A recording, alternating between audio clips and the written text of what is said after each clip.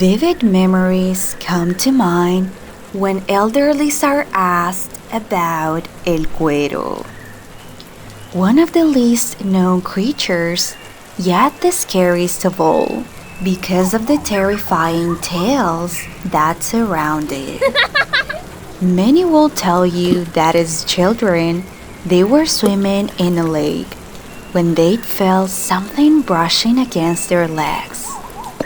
Others, that they witnessed the disappearance of certain animals when they got too close to the riverbank.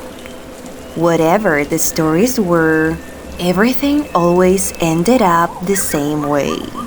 El Cuero wrapped them up to slowly pull them down to the depths of the lake.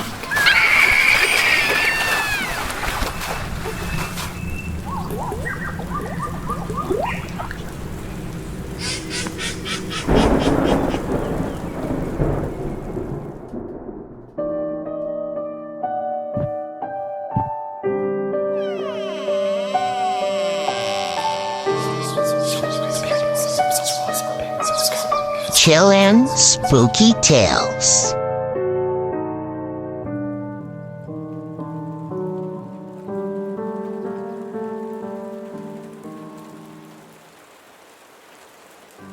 Cuero is Spanish for leather. The legend has it that back in the day, some people in the countryside used to steal livestock. Since the animals had markings on their bodies for identification purposes, the thieves skinned the animals, kept the meat, and dumped their remains in rivers or lakes. Over time, the parasites on the skin spread, and the skin came to life and transformed into a new grotesque individual. After a while, children swimming in lakes would often feel something caressing their skin.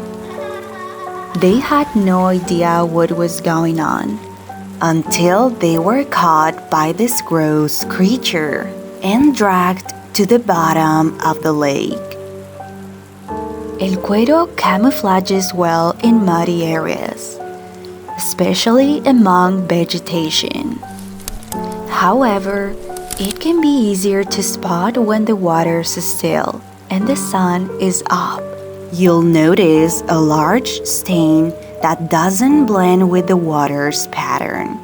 Those who've seen it say that it looks like a greenish or brownish mat that floats on the surface of rivers and lakes. But maybe the most unsettling detail about it is how the hair on the skin comes to life and starts moving back and forth with the flow of the water.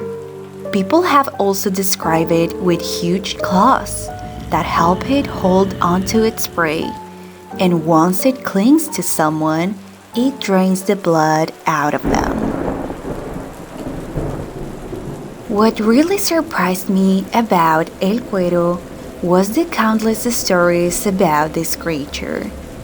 While I was doing my research, I came across multiple comments of people who never learned to swim because their parents wouldn't let them go to the lake.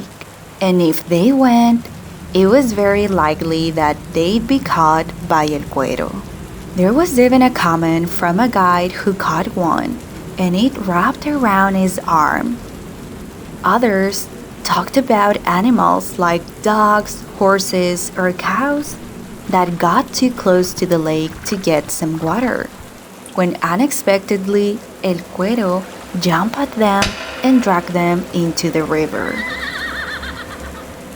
Eventually, when people stopped swimming in lakes, they decided to take some measures and put an end to El Cuero.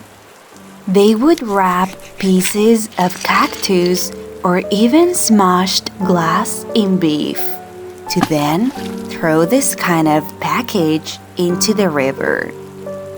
This would draw El Cuero to the surface, believing it had found a new victim.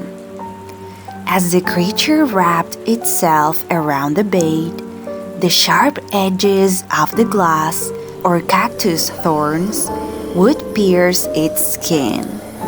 Or sometimes they were just taken out of the water to burn them in bonfires.